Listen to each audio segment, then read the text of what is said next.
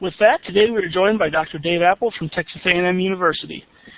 He will discuss the biology, ecology, epidemiology, and management of oak wilt in the southeastern U.S., and I believe he will touch on oak wilt in the eastern region in general. We've got a lot of people from across that part of the country. This webinar is designed to help woodland owners, foresters, tree care professionals, arborists, researchers, natural resource managers, and concerned citizens learn how to identify oak wilt and to discuss management options. The title of the webinar is The Biology, Diagnosis, Epidemiology, and Management of Oak Wilt in the Southeastern USA. Dave, the floor is yours. Okay, thank you.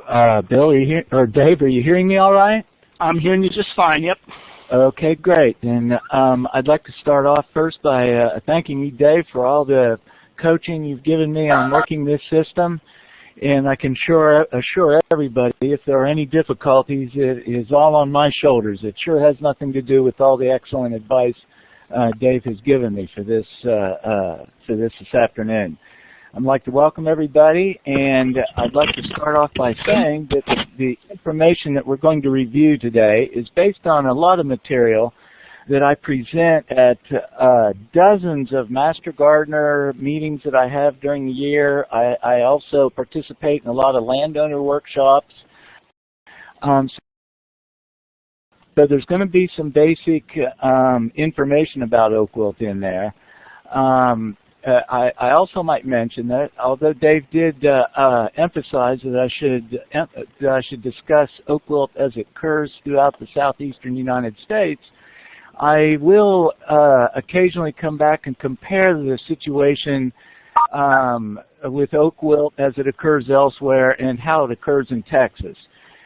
We have learned an awful lot about oak wilt in the past 35 years that I've been at Texas A&M on how oak wilt occurs in Texas, and it is indeed very, very different here, but by contrasting it, I think we can get at a lot of principles about the fungus that we really could never have known until we saw the epidemic and were able to study it here in Texas. With that, I'm going to go on to the very first slide that I have and discuss a little bit about an outline of what we're going to review today. First of all, I'm going to talk about the basics of biology of Ceratocystis, fagacearum, and the genus Quercus, and the epidemiology of the pathogen on the genus Quercus. I will then go on and talk some about the relative impact throughout the southern and southeastern regions, and then finally move into management of the problem. So, starting out at the very beginning, Ceratocystis fagacearum is the name of the pathogen. It is indeed a fungus. It is a vascular parasite, and I'd like to pause right here and just mention how important it is to appreciate what a really good parasite it is as opposed to its saprophytic abilities. I have sometimes toyed with the idea of almost thinking of it as an obligate parasite, although that's certainly not the case. We can readily isolate it on culture media in the laboratory. But we find out that C. fagacearum is very, very intolerant of living with other fungi. When we do isolate it in the laboratory, it's usually the only organism that comes out of the vascular tissues that we use to attempt the isolation. If we find that the wood is contaminated with any other fungi, it is often very, very difficult to isolate. And also, as we go through the disease cycle of the organism, we're going to find that it only has a very, very brief saprophytic phase in its life cycle. It really prefers to live in the vascular system of a living oak tree. And as soon as the oak tree dies, the fungus is literally in peril. And if it can't get out of that tree and into another tree very, very quickly, then it will perish. Mostly due to the competition from other microorganisms. And this is going to come up again as we go through the material. The fungus produces two kinds of spores, conidia, which are produced in the vascular system as it spreads through the vascular system of an infected tree, and then it produces ascospores on the fungal mats. that I'm going to mention next. The fungus does have a very unusual part of its life cycle in that it produces this fungal mat underneath the bark on certain trees, and we will talk more about the criteria for mat development in just a moment. It is a very heat-sensitive fungus. This was known from the very, very beginning. At temperatures above 90 degrees Fahrenheit or so, it begins to slow down, and certainly it will die if held at those temperatures above 90 degrees for a length of time. This had a lot of bearing on the early monitoring of the spread of oak wilt, and I'll point that out later.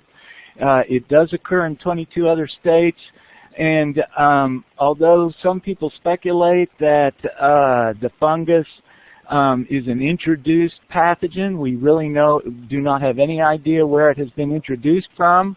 The origins of Ceratocystis fagacearum are essentially unknown.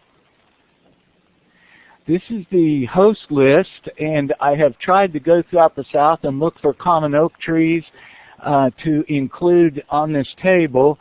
Many oak species have been tested for their susceptibility to oak wilt, and we have come down to these general trends right here that are depicted on this image.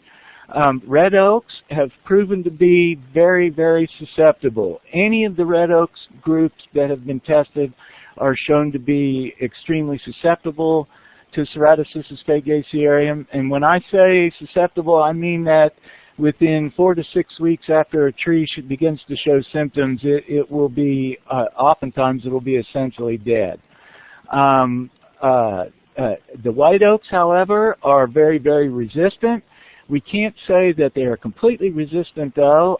Certainly here in Texas, post oak is extremely resistant to the disease.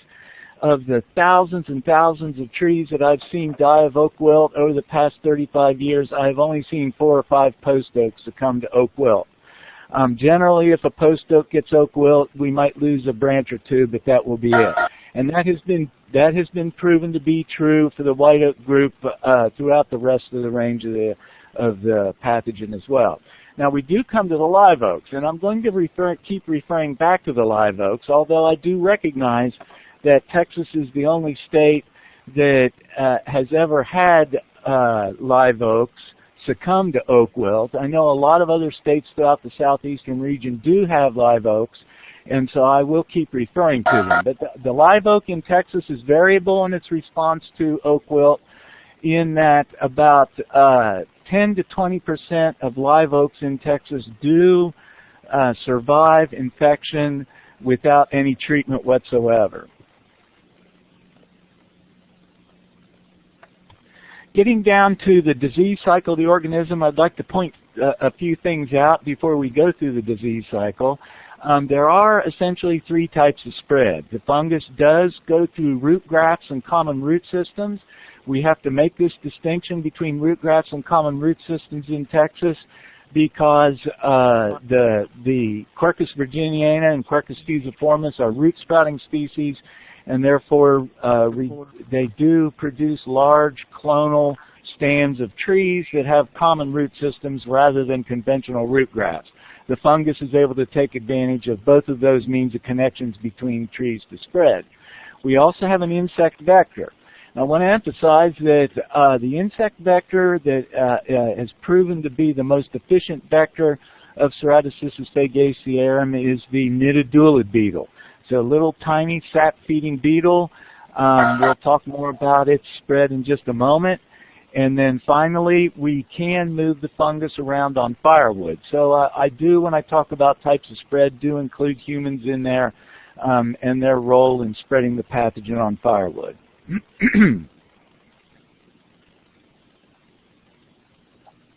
So getting at the source of inoculum, the only known source of inoculum for Ceratocystis fagacearum is the fungal mat that I mentioned earlier. This is a pad of fungal tissue that forms beneath the bark on the surface of the sapwood of the tree. And you generally only see it when the bark has been removed, as is depicted in the 2 images on the lower right there.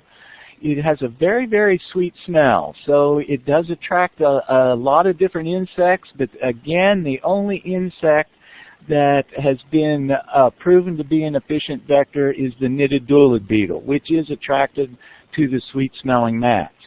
Now, the fungal mats only form on red oaks, so they aren't found on white oak or live oaks.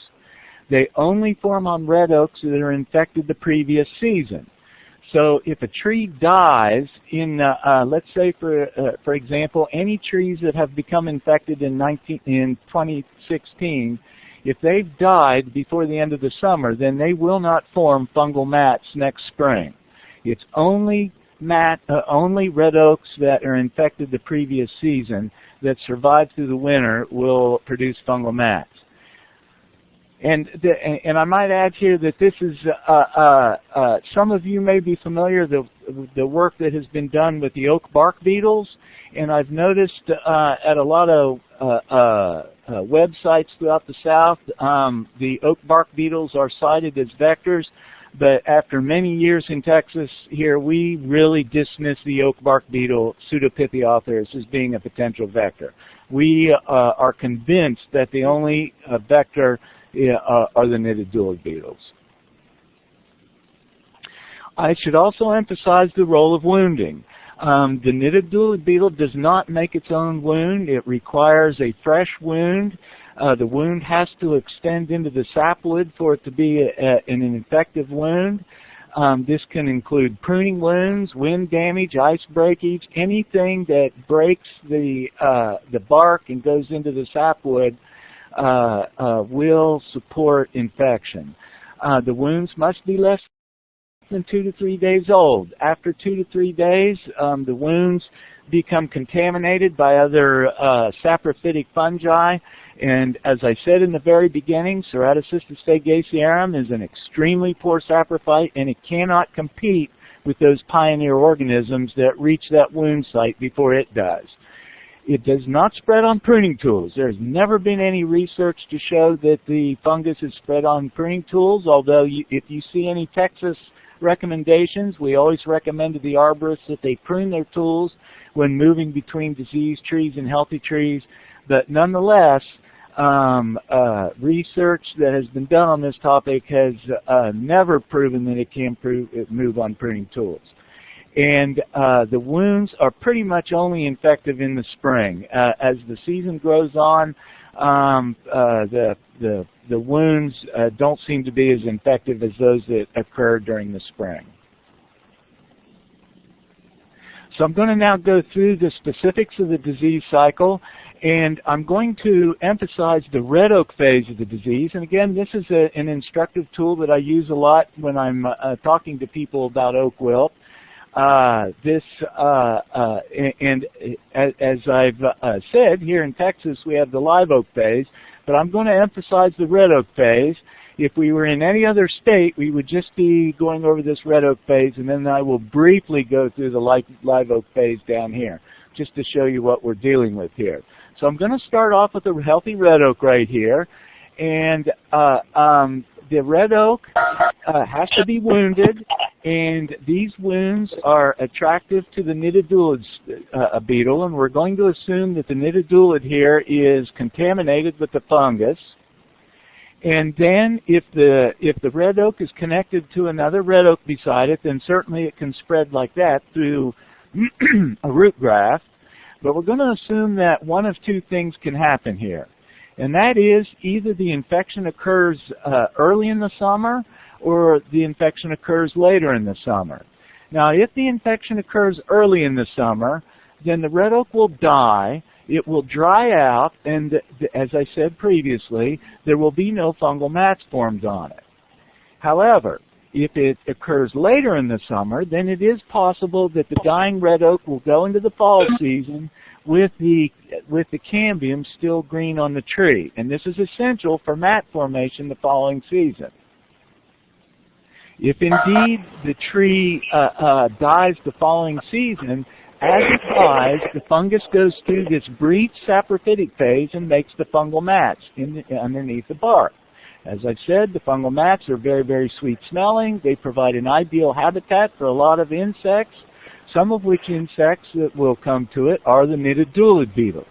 If this is the case, the knitted dulid beetles breed and feed underneath the bark. Now, again, I've pulled the bark off here so that you can see the fungal mats. But the knitted dulid beetles will breed and feed, and as the mats deteriorate, they only last a few weeks, the beetle will emerge contaminated with the fungus, and if there are any wounded oaks nearby, then they will be attracted to those wounds and will spread the fungus onto a new tree. Now, knitted dulid beetles are opportunistic. They are not specifically, they do not specifically require the fungal mats for their life cycle. They're not like, for example, an elm bark beetle with Dutch elm disease that uses the elm logs to breed. So knitted dulid beetles, this is where when you hear that knitted dulids are somewhat inefficient, this is one of the reasons why they're considered to be inefficient. I have, however, my observation has been, and our research has certainly shown that when knitted dulid beetles feed on this fungal mat, they seem to come off of the fungal mats very much focused on getting on wounds of trees, of oak trees. So now, just incidentally, if the knitted dulid beetle flies to a live oak here in Texas and it has a wound on it, then the live oak will often be connected to other live oaks through common root systems and root connections, as I've already mentioned. The fungus will spread very rapidly from one live oak to the next through the root systems. However, fungal mats do not form on live oaks, nor do they form on white oaks throughout the rest of the range. So you would not anticipate any white oaks forming fungal mats. So the live oak connection or the white oak connection is a dead end. You get no mats, and therefore you get no beetle spread. So this is a dead end for the fungus on this live oak phase. It's just that we have so many live oaks in the hill country of Texas that are interconnected, that's where we see most of our damage. Moving along on this, the relative impact through the southern and southeastern regions, I'd like to go back and talk about the original discovery in 1941 and subsequent spread after that. Ceratocystis fagacearum and Oak Wilt were first described in 1941 in Wisconsin. And then you can see on these yellow timelines on this map that I've kind of crudely put on here, by 1950 it had spread somewhat through the Midwestern United States. 1952, you can see there's this huge jump on there. And then the only subsequent spread after that really occurred was down into Texas. And you can see the timeline by 1999 there. And it becomes obvious between 1952 and 1999 that there was no spread into the southern United States. And I want to emphasize here, this jump from 1950 to 1952 is not considered to be rapid spread of the pathogen. This is actually considered to be spread of the understanding of how to diagnose oak wilt rather than actual spread of the pathogen. So that brings us to the very interesting speculation of why oak wilt might have been present all this time in this area right here and not really described prior to 1952. And that speculation, I've heard a lot of speculation on it, but I've never really been convinced on any of the explanations I've heard. So we've got this situation where the fungus really didn't spread into the southern United States except down into Texas.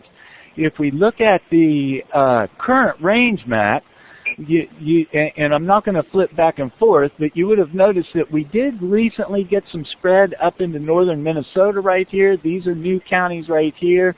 We got some spread into New York State a few years ago. As a matter of fact, there's another county, my understanding is, in New York that has been confirmed.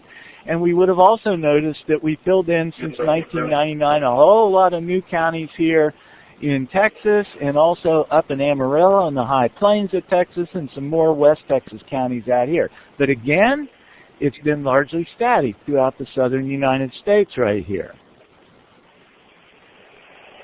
And there's been, as I said, there has been some speculation on what's going on in the South.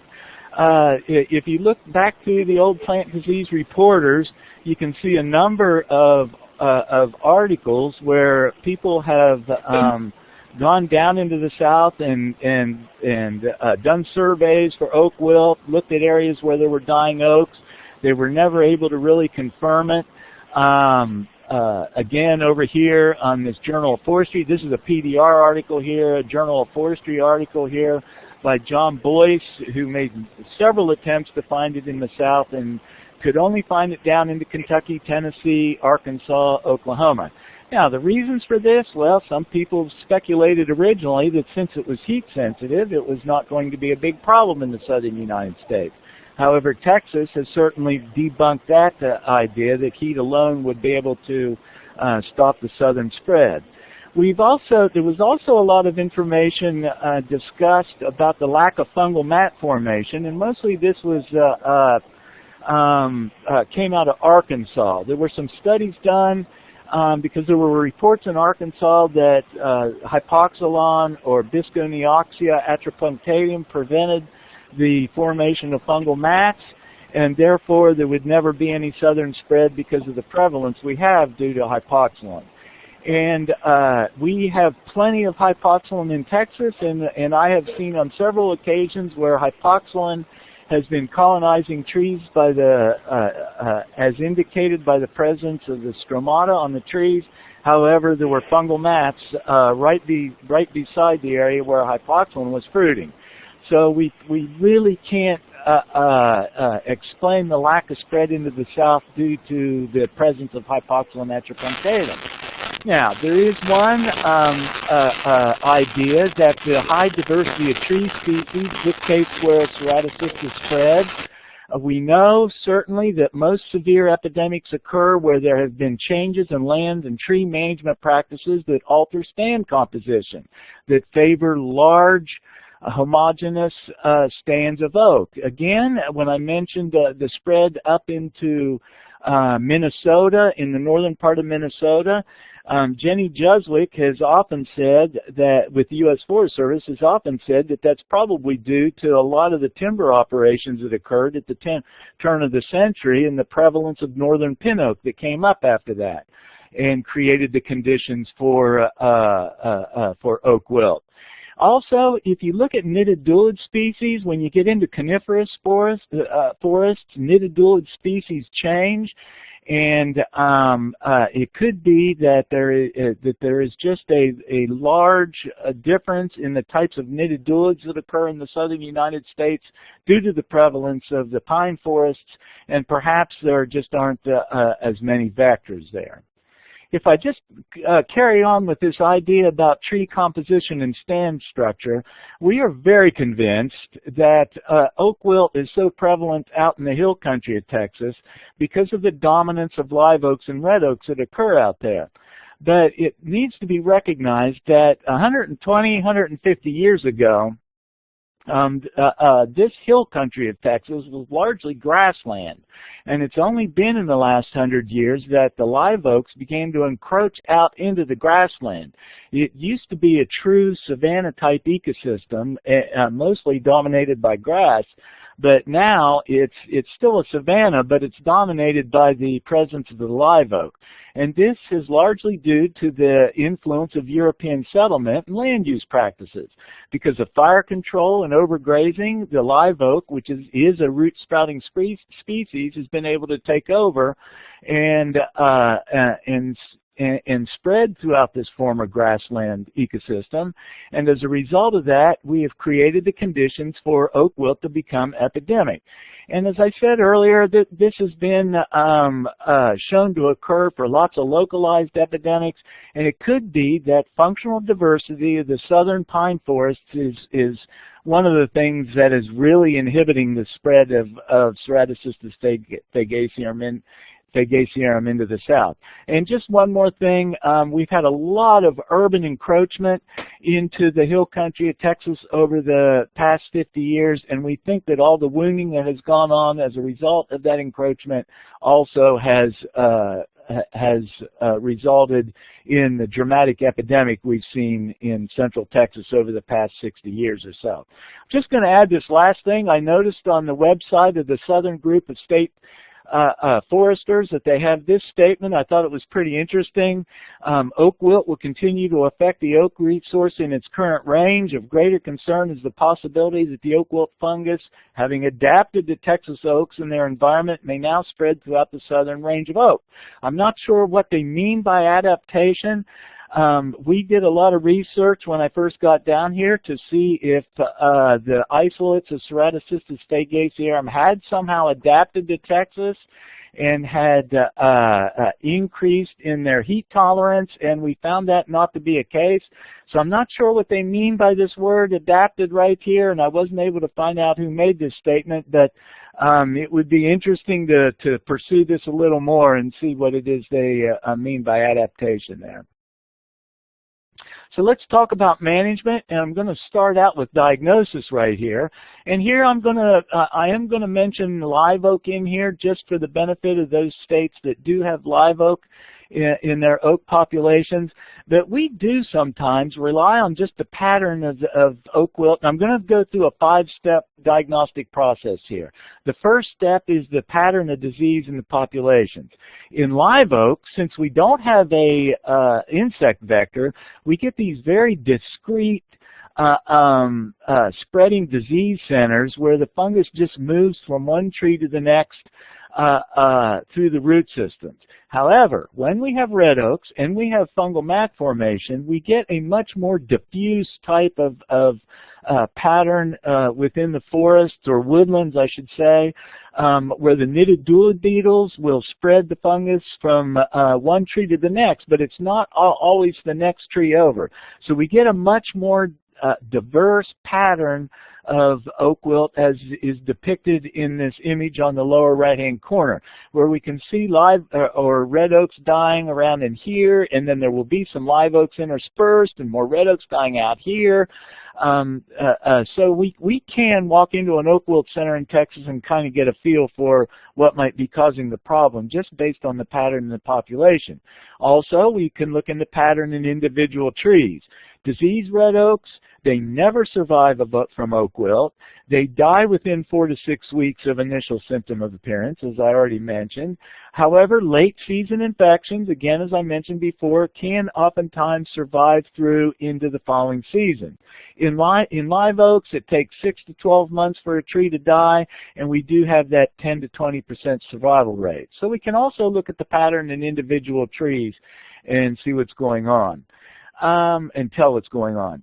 With red oaks, as far as foliar symptoms go, we get this very typical bronzing, which is shown down here in the lower right-hand corner.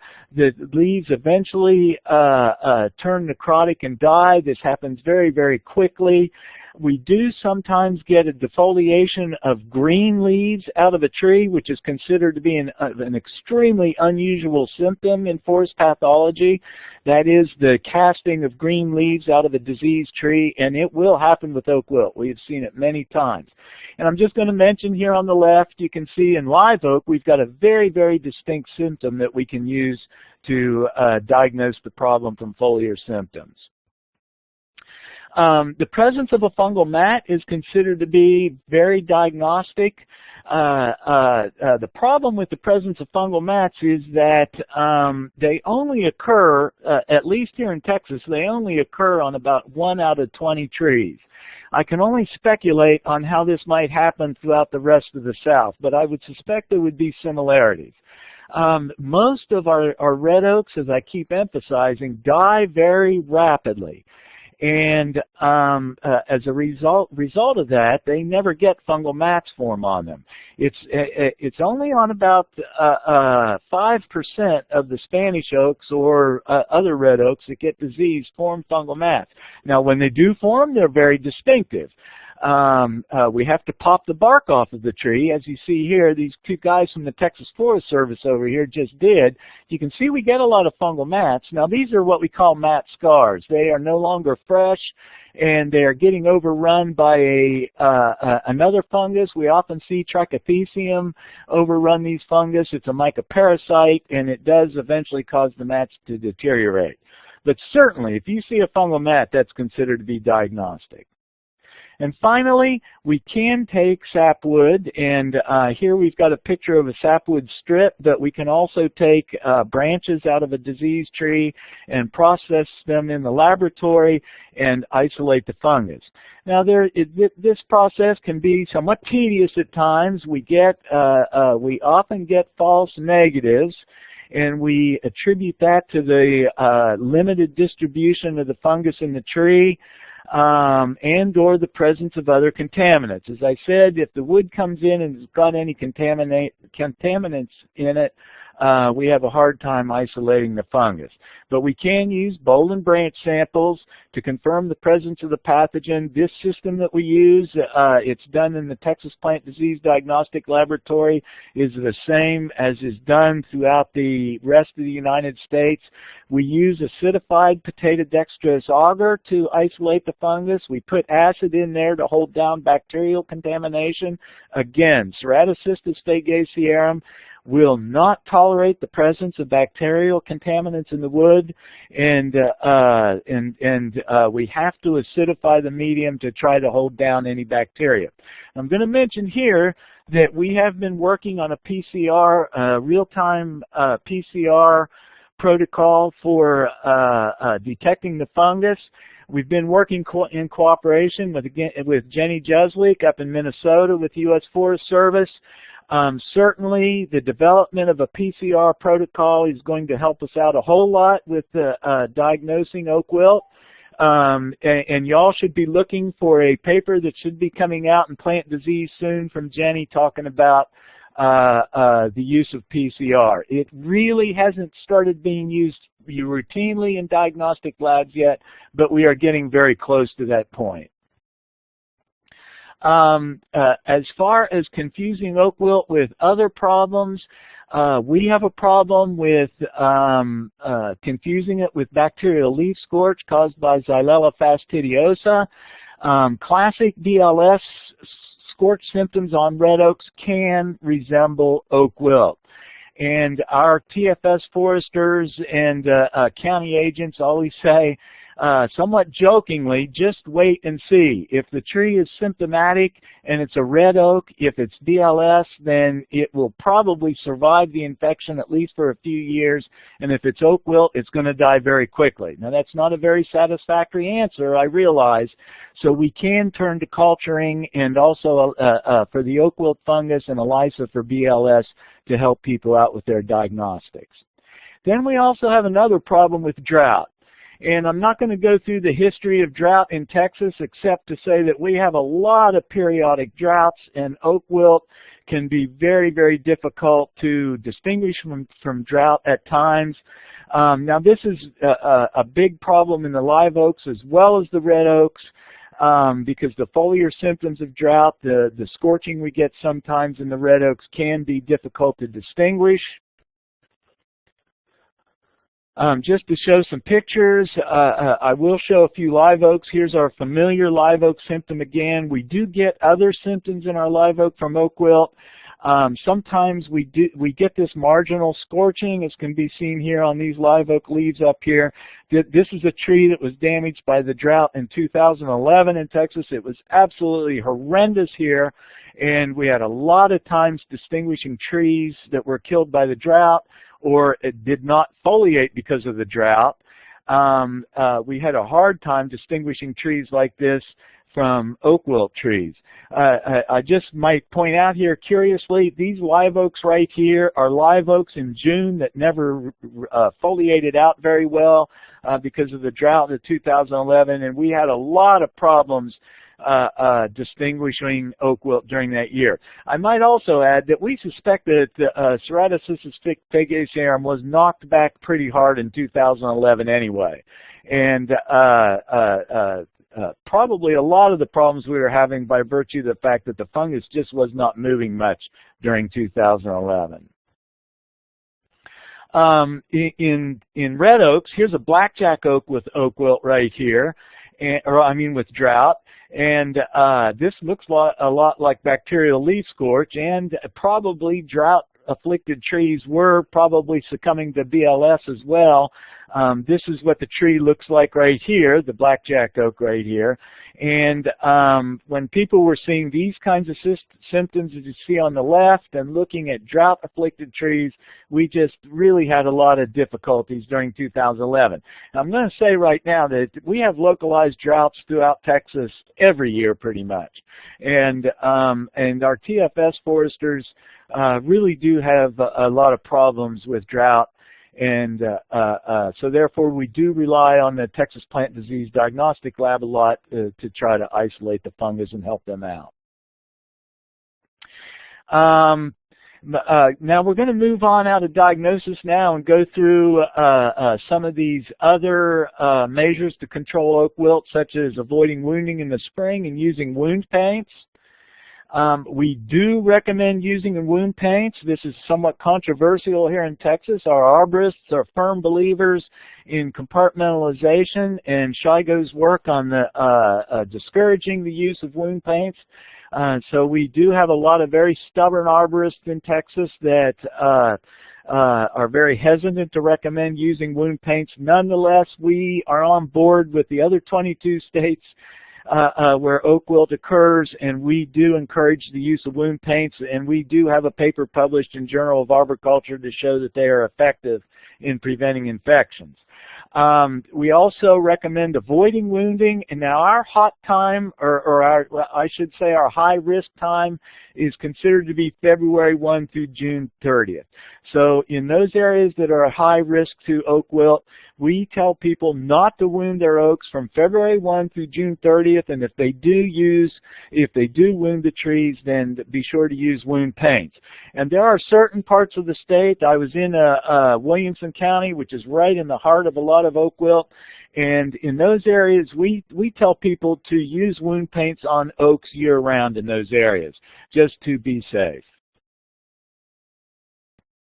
The firewood issue is one that comes up a lot, and we recommend that people, when they buy oak firewood that might have come from the hill country of Texas, that they cover it with plastic, because there is the possibility that fungal mats will form on the firewood in the season after it's bought. So if you buy firewood in October and you do not burn up all that firewood, we recommend by January or so to put a plastic covering over it, a clear plastic covering over it, because it is possible that fungal mats will form on those logs.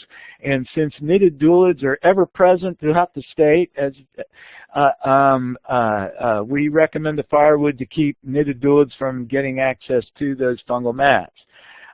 We get this question a whole lot. Can the fire, will the fungus go up through the chimney and out the top? I'm not putting this in because I recognize all of you are aware that fire kills all living things, but it is something that if we get that question a whole lot, whether the fungus can be spread by burning the firewood. And also we recommend that any firewood is purchased should be well seasoned to the point that the bark is falling off, because we then know that those logs are not going to form fungal mats and they would be safe to use.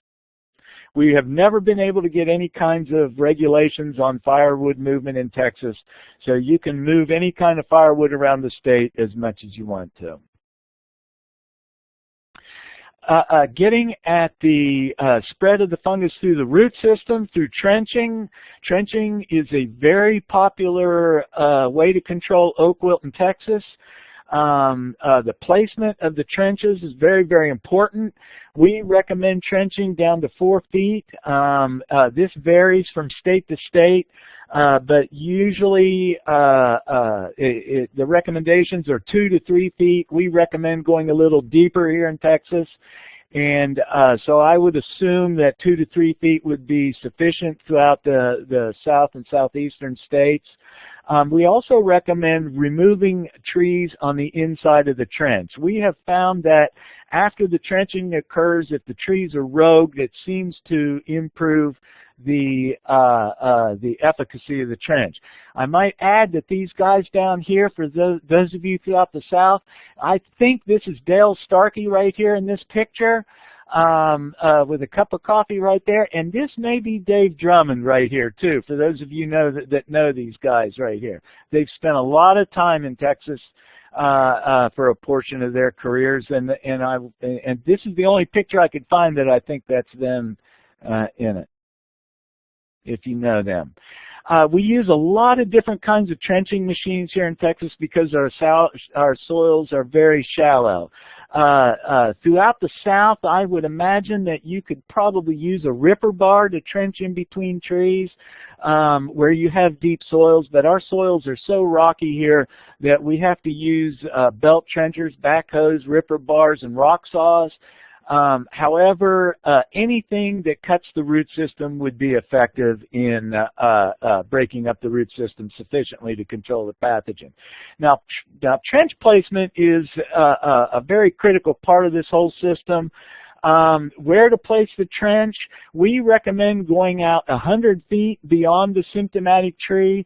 However, in other parts of the South, if you're just dealing with red oaks, you could probably come out 40 or 50 feet or so to get beyond the symptomatic trees.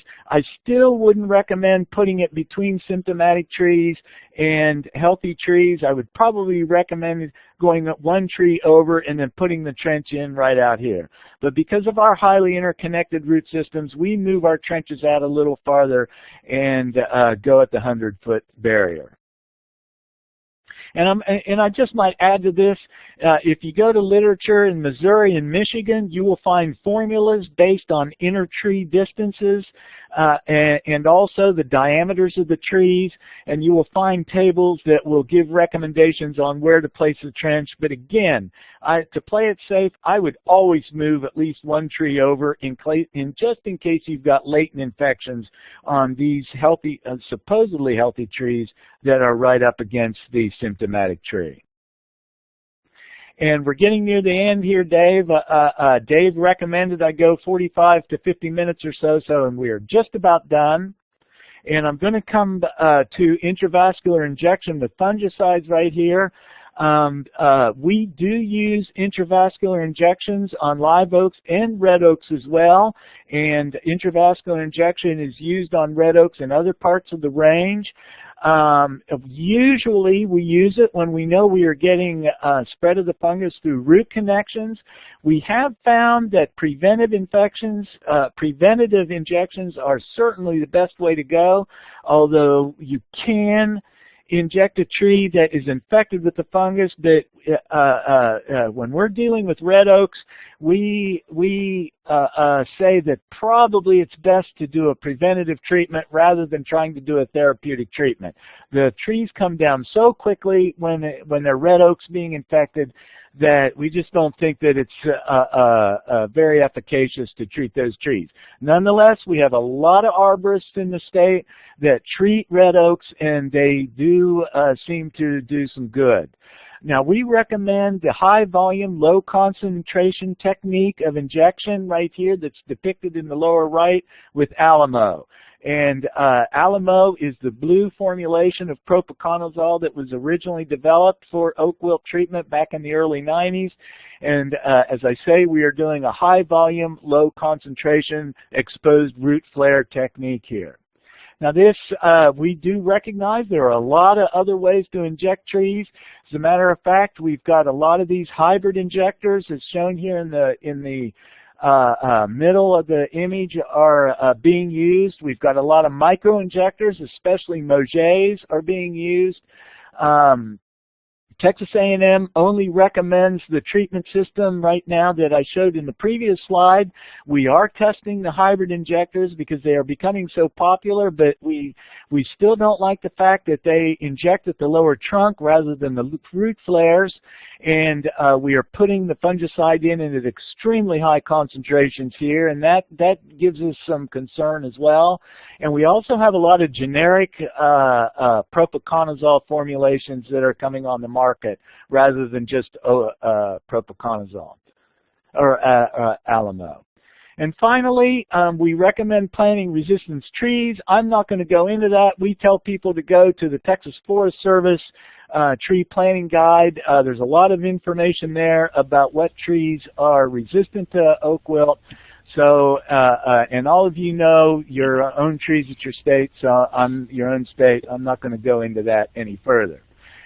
Finally, I just might add that we emphasize an integrated approach to control oak wilt in which we combine trenching with injection to try to save as many trees as possible. We do recommend people get with their county agent and/or their TFS forester to help them out with setting up these types of injection protocols or treatments. I have noticed that there are several good websites throughout the South for you all to refer to. I'm sure you all are aware of them. And if you need even more help, you can always come to the Texas oakwilt.org or the extension website at the plant clinic for help there as well.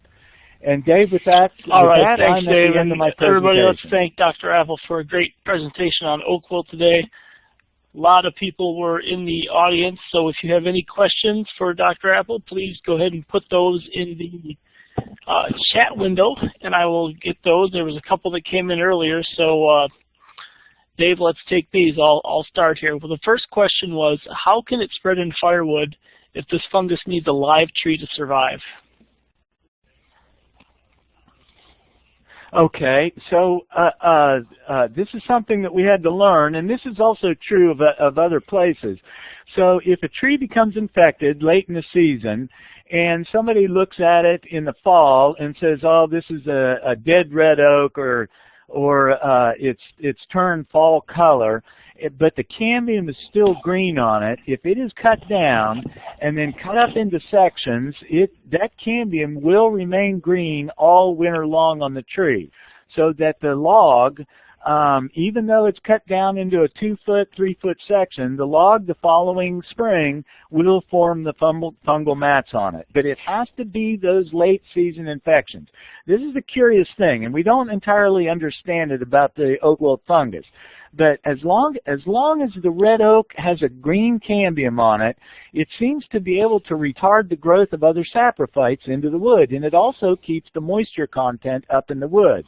So those are the rare logs that we have to be careful about that are transported around, mixed in with other logs in the firewood. That's a good question, and we don't understand the biology of it, but we do know for a fact that it does occur because we've done it. Got it. And one of the questions was, this was when you were talking about when the infection occurred. The infection can occur in the spring and the fall, correct? Actually, we find that we don't really get, here in Texas, we don't get fall infections, and I would doubt that you would see many throughout the South as well.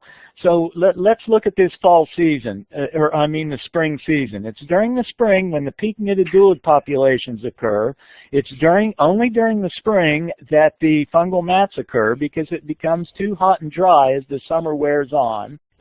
And it's also during the spring when the large summerwood vessels are forming on the oak trees. So as the nididulid populations fall off during the summer, and as the fungal mats go away during the summer, and as the trees become less susceptible during the summer, we find that really our new infection centers only occur during that spring season, February 1 through June 1. And any subsequent spread after that is through root connection. So we don't consider fall to be an important time of infection by the insect vectors.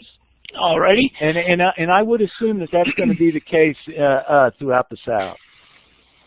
Okay, how about this? Any thoughts on potential expansion further into the Northeast, specifically New England? Well, that's a good question. Nobody has ever come up with a good reason on why it has only been recently that it's spread out of Pennsylvania and into New York. Other than I have to fall back on our explanation about functional diversity of the forests, perhaps changes in the nididulid populations. We don't think that temperature is responsible, but that would be a subject for a lot of speculation. And at this point, I just don't have anything other than what I've already said. Okay. Have you done any work with felling infected trees and herbiciding the stump to starve the root system and stop the spread? Yes, we have. Now I've never done it in red oaks, and it may be effective in red oaks. I have done it in live oaks, and in spite of the manufacturer claims, we don't get sufficient root kill on our cut live oak stumps in order to stop the spread of the pathogen. We have tried creating barriers through red oak stump treatment, or I mean live oak stump treatments, and it was just never effective. I'm not aware of any work. I do know that you can't simply cut the red oaks down. I have had conversations with Bill McDonald in West Virginia. He thinks that the fungus will survive in a cut red oak root system for maybe 5, 6, 7 years. So you would have to get very, very thorough kill of that root system. As long as your herbicide is good enough to thoroughly kill the root system, I see no reason why it wouldn't work, but we weren't able to make it work in live oaks. Alrighty, that was the last question. Dave, thanks again for everything. Okay.